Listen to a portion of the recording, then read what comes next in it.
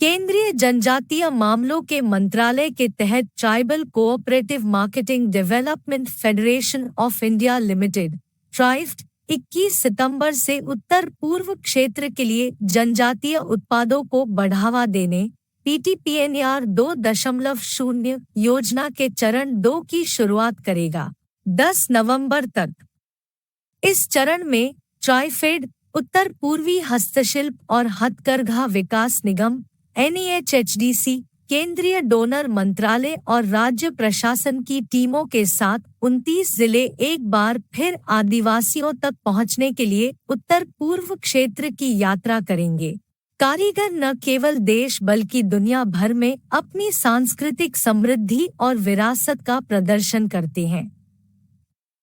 केंद्रीय जनजातीय मामलों के मंत्री अर्जुन मुंडा ने उत्तर पूर्वी क्षेत्र की अनुसूचित जनजातियों के लाभ के लिए केंद्रीय क्षेत्र योजना उत्तर पूर्वी क्षेत्र से जनजातीय उत्पादों को बढ़ावा देने के लिए विपणन और रसद विकास PTPNR की शुरुआत की।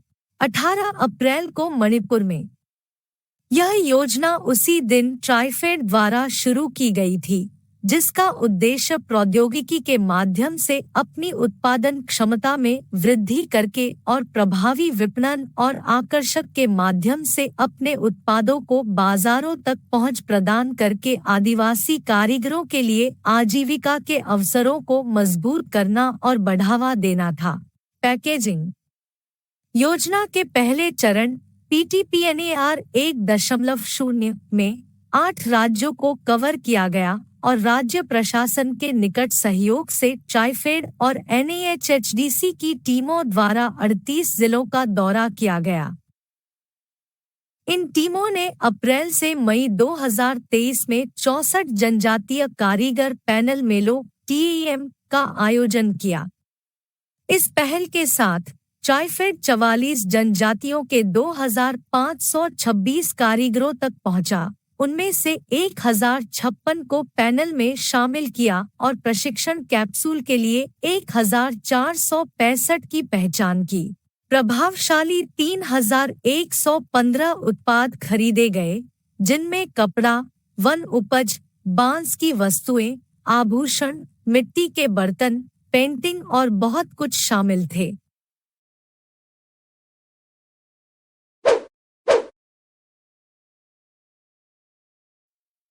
मानकी, मुंडा, माझी और परगनैत जैसी स्वशासन व्यवस्था के तहत आदिवासी ग्राम प्रधानों को पक्का मकान और मोटरसाइकिल देने की झारखंड के मुख्यमंत्री हेमंत सोरेन ने घोषणा की है। इस योजना की पूर्व सांसद सालखन मुर्मू ने तीखी आलोचना की है। सीएम ने मंगलवार को चाकुलिया में घोषणा की थी कि सरकार ग्राम प्रधानों को घर और बाइक देगी। सालखन ने कहा कि घर और बाइक योजना 2024 में लोकसभा चुनाव और राज्य विधानसभा चुनाव से पहले अनुसूचित जनजाति ST वोट बैंक को मजबूत करने के लिए झामुमो ऐसा कर रही है। सालखन मुर्मू ने बुधवार को कहा कि स्वशासन शासन प्रणाली जो L 874 से शक्तियां प्राप्त करती है, विल्किंसन नियम संपूर्ण सुधार और पुनर्गठन की मांग करता है। स्वशासन प्रणाली को एक लोकतांत्रिक, समावेशी और योग्यता आधारित संस्था बनाने के प्रयास करने के बजाय सीएम सदियों पुराने वंशवादी शासन को बढ़ावा दे रहे हैं, जहां कोई व्यक्ति जन्म के आधार पर ग्राम प्रधान बनता है, वो गांव का प्रधान प्रतिभा के आधार पर नहीं बनता है। पूर्व सांसद ने कहा कि सरकार को गांव के शिक्षित युवा और समझदार नेताओं को समुदाय से मानकी और मुंडा बनाने के लिए नियम में सुधार करना चाहिए था, लेकिन सरकार ने हठधर्मी विचार संचालित संस्था पर टिके रहने का फैसला किया, जो हर गुजरते दिन के साथ सड़ती जा रही है। खाली दिमाग वाले ग्राम प्रधान आदिवासियों के लिए अभिशाप बन गए हैं। वे गरीबों और अशिक्षित आदिवासियों के शोषक हैं। आदिवासी गांवों में आज भी डायन प्रथा की घटनाएं प्रचलित हैं। सालखन ने कहा, राज्य सरकार ने इस अमानवीय और महिला विरोधी प्रथा को खत्म करने के लिए कोई कदम नहीं उठाया। जबरन वसूली, जमीन पर कब्जा, नशाखोरी, अंधविश्वास, महिलाओं के खिलाफ अपराध स्वशासन व्यवस्था में एक आम घटना है। हालांकि सीएम खामियों पर अंकुश लगाने के लिए कदम उठाने के बजाय भ्रष्ट व्यवस्था का समर्थन कर रहे हैं। स्वशासन प्रमुखों का गांवों में काफी दबदबा होता है। वे वोट हथियाने में राजनीतिक दलों की मदद करते हैं और बदले में वे राजनीतिक व्यवस्था के संरक्षण का आनंद लेते हैं। घर और बाइक योजना एक सुशोभित रिश्वत है जिसे सरकार वोट के बदले ग्राम प्रधानों को देना चाहती है। सलखन ने कहा, यदि यह स्वेच्छा से नहीं रुकता है तो उनकी पार्टी आदिवासी सेंगेल अभियान सरकार को इस योजना पर आगे बढ़ने से रोकने के लिए अदालत का दरवाजा खटखटाएगी।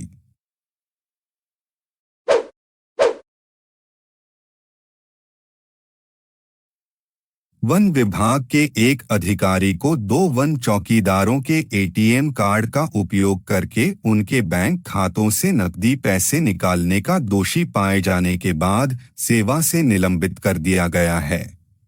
पीड़ित आदिवासी समुदाय से हैं। वन अधिकारियों ने कहा कि निलंबित अधिकारी के प्रेमनाथ नेलियाम पैथी वन रेंज के पोथुंडी खंड के एक बीट वन अधिकारी ने चेरुनेली कॉलोनी के रमेश और कलचड़ी कॉलोनी के कुमार के बचत खातों से 1,500 रुपए निकाले, जो प्रेमनाथ के कार्यालय में चौकीदार के रूप में काम करते हैं। दोनों चौकीदार एटीएम कार्ड का इस्तेमाल करना नहीं जानते थे, इसलिए वे अपने एटीएम कार्ड अनुभाग कार्यालय में रख रहे हैं और साथी अधिकारियों की मदद से अपना वेतन निकाल रहे हैं। प्रेमनाथ को ये बात मालूम थी और उसने 6 सितंबर को दोनों खातों से 1,500 रुपए निकाले। दोनों को कुछ दिनों बाद गायब पैसे के बारे में पता चला और उन्होंने रेंज अधिकारी को इसके बारे में एक लिखित शिकायत दी। अधिकारी ने विस्तृत जांच शुरू की और प्रेमनाथ की धोखाधड़ी का पता चला। रेंज अधिकारी ने पलक्कड़ जिला वन अधिकारी को एक जांच रिपोर्ट सौंपी, जिन्होंने गुरुवार को प्रेमनाथ को सेवा से निलंबित कर दिया।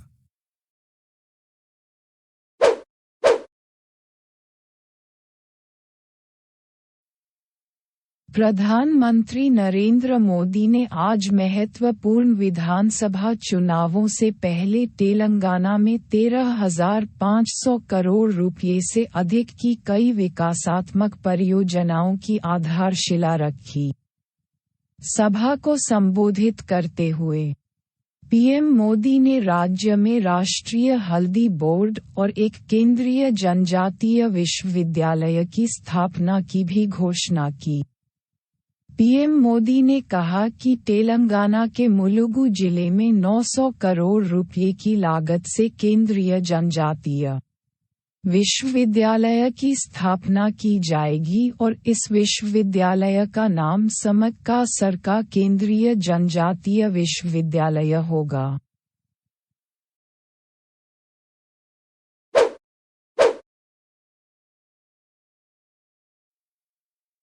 अरुणाचल प्रदेश के राज्यपाल लेफ्टिनेंट जनरल केटी परनायक ने शनिवार को के मेहा त्योहार के शुभ अवसर पर राज्य के लोगों को हार्दिक शुभकामनाएं दी और उम्मीद जताई कि ईदु जनजाति का त्योहार समाज में समृद्धि और खुशहाली लाएगा।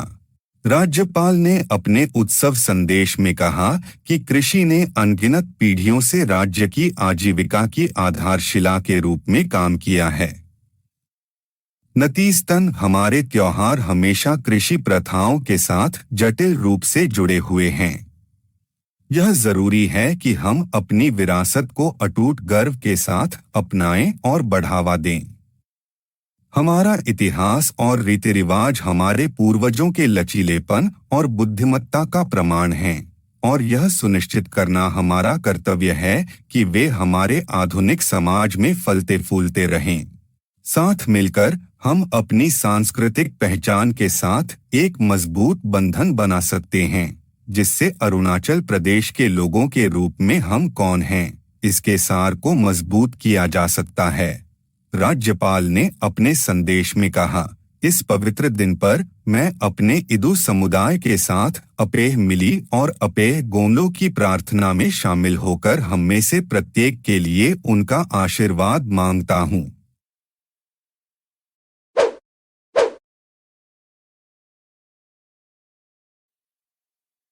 महाराष्ट्र के ठाणे जिले के शाहपुर तालुका में प्रसव पीड़ा शुरू होने के बाद उचित सड़क की कमी के कारण एक आदिवासी महिला ने अस्थायी स्ट्रेचर की ढोली में बच्चे को जन्म दिया।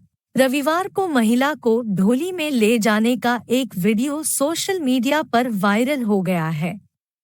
पटिकाचा पाड़ा गांव की महिला को उसके परिवार के सदस्य और कुछ ग्रामीण देर सुबह ढोली में ले जा रहे थे। एक ग्रामीण और एक आशा कार्यकर्ता, मान्यता प्राप्त सामाजिक स्वास्थ्य कार्यकर्ता, ने कहा उसने दोपहर के आसपास एक लड़की को जन्म दिया। बाद में महिला और बच्चे को एक निजी वाहन से कसारा प्राथमिक स्वास्थ्य केंद्र (PHC) ले जाया गया। एक ग्रामीण ने कहा कि महिला को अपने गांव से निकटतम PHC तक ले जाते समय उन्होंने नदियों और कठिन इलाकों को पार किया। उन्होंने कहा, सौभाग्य से एक आशा कार्यकर्ता हमारे साथ आई और सुचारू प्रसव में मदद की। स्वास्थ्य कार्यकर्ता ने कहा कि मां और बच्चा सुरक्षित और स्थिर है। स्थानीय लोगों ने दावा किया कि उनके गांव को मुख्यमंत्री एकनाथ शिंदे ने तब गोद लिया था जब वह ठाणे जिले के संरक्षक मंत्री थे। लेकिन दुर्भाग्यवश आज भी उचित सड़क की कमी है।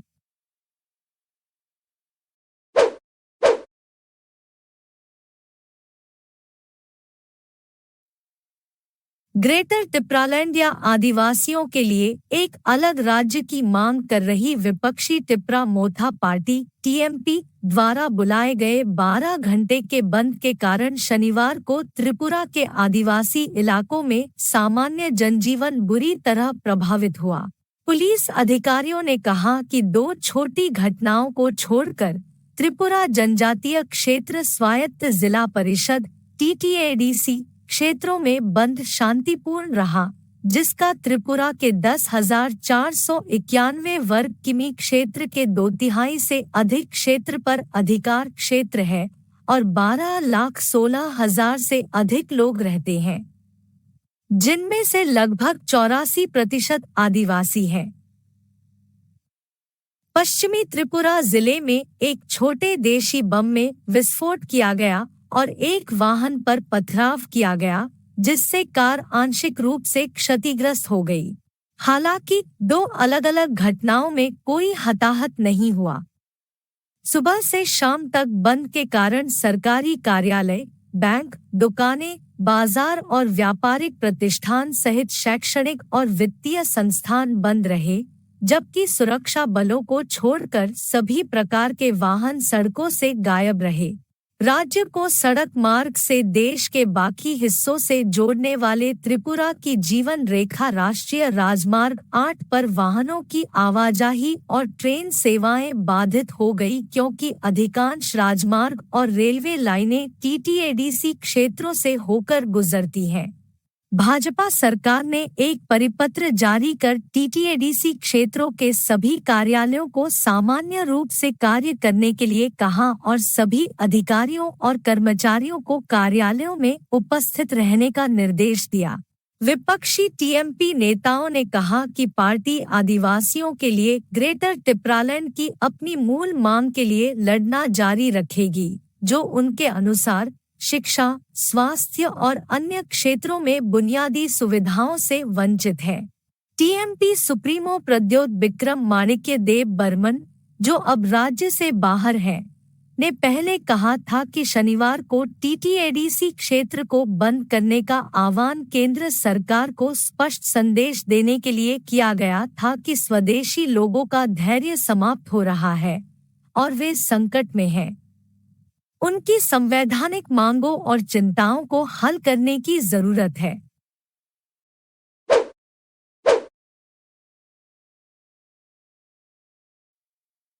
आदिवासी छात्रों को सशक्त बनाने के लिए केंद्र सरकार ने 54 एकलव्य मॉडल आवासीय विद्यालयों में EMRS पायलट मोड में CBSI की कौशल शिक्षा के साथ आर्टिफिशियल इंटेलिजेंस पाठ्यक्रम शुरू करने के लिए तैयार है। आदिवासियों के लिए आंध्र प्रदेश, गुजरात, मध्य प्रदेश, ओडिशा, राजस्थान और तेलंगाना सहित 6 राज्यों के एकलव्य मॉडल आवासीय स्कूलों में छात्रों को इस साल कक्षा 8 के लिए आर्टिफिशियल इंटेलिजेंस से परिचित कराया जाएगा और कक्षा 9 के छात्रों को आर्टिफिशियल इंटेलिजेंस के बुनियादी सिद्धांत सिखाए जाएंगे। ग्रेड 10 के लिए CBSI कौशल पाठ्यक्रम के साथ आर्टिफिशियल इंटेलिजेंस मॉड्यूल 2024 से 25 से शुरू होने वाले अगले शैक्षणिक सत्र से पेश किया जाएगा। ये विवरण सोमवार को आदिवासी मामलों के मंत्रालय के तहत राष्ट्रीय आदिवासी छात्रों के लिए शिक्षा सोसाइटी NASTS द्वारा घोषित किए गए थे।